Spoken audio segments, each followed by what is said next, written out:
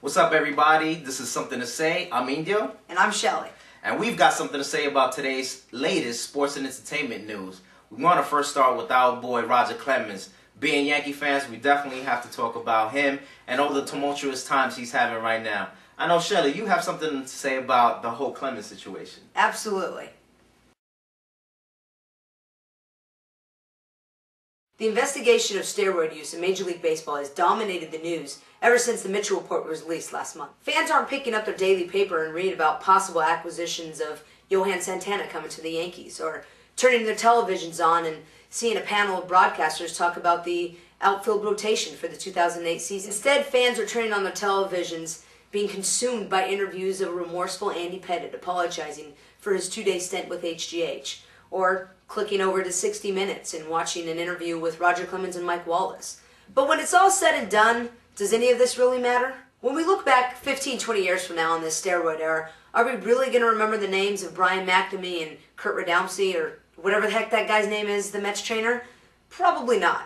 We will, however, remember the Barry Bonds and the Mark McGwire and the Roger Clemens. After all, they do hold some of the most coveted records in Major League Baseball.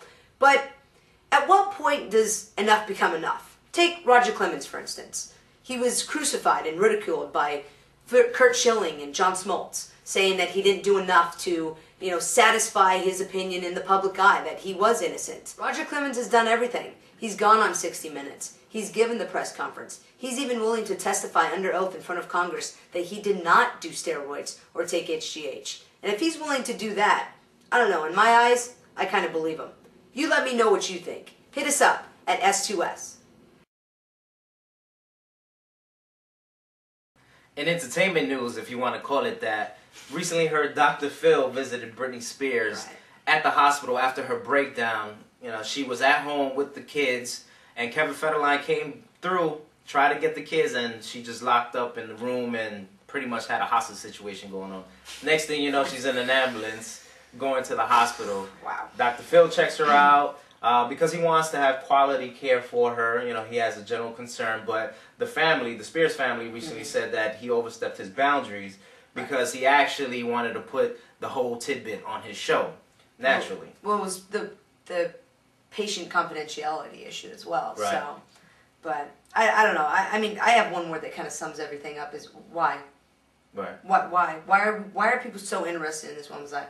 I mean, I know we have, actors and actresses and movie artists that we put up on a pedestal that normal fans just love, but I'm not that interested. I could care less if Britney Spears walks out of a car without any underwear on. I mean, that's just me. I ain't got nothing to say about it. Maybe you have something to say about it. I don't know.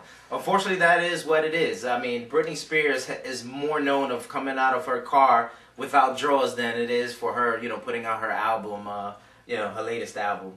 But we definitely want to know what you got to say about Absolutely. it. So hit us up at Something to Say. S2Sfeedback@yahoo.com is our email, or hit us up on our MySpace page, myspace.com/somethingtosay. And talking about Spears, little sister Jamie Lynn, 16 years old, recently announced she is pregnant, 3 months pregnant, with her long time, 2.5 years. That's a long time for 16-year-olds. Her boyfriend, like her boyfriend that is 18 years old, and luckily he doesn't live in Atlanta or looking at legal action there. Yeah, wow. Pretty much. So she says she's gonna keep it, which is a decision she's made. Good for her. And now she says she wants to raise it in Louisiana, where she will have, and the baby will have a normal life. Normal. Yeah, Okay. Define normal. That's what she said. Alright. So that's what's going on. I mean, right now she's more concerned about what the sex of the baby is because she wants to start buying clothes. And she wants to start figuring out names for the baby. So if it's a male or female, Oh, she does say that, she hopes that the baby is going to be healthy as well. I don't know. At 16 years old, I know it's going to be difficult to be a parent.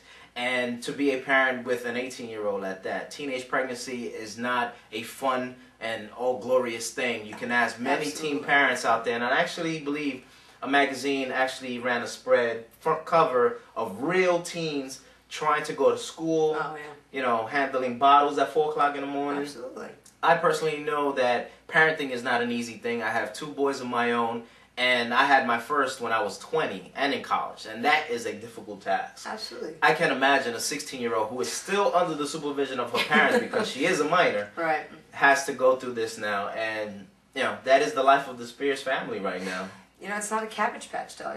It does spit out liquids, and you have to change that diaper. And I'm not a big fan of the diaper, so every 2 hours, gotta wake up and feed the baby within the first 2 months. I don't know about all that or whatever. You know, it's crazy, but yeah. I know that I personally say parenting is a hard thing to do. Absolutely. And at 16 years old, it's something that, although she made a decision, she made her first adult decision right there is to become a parent, but does she really know what parenting is all about?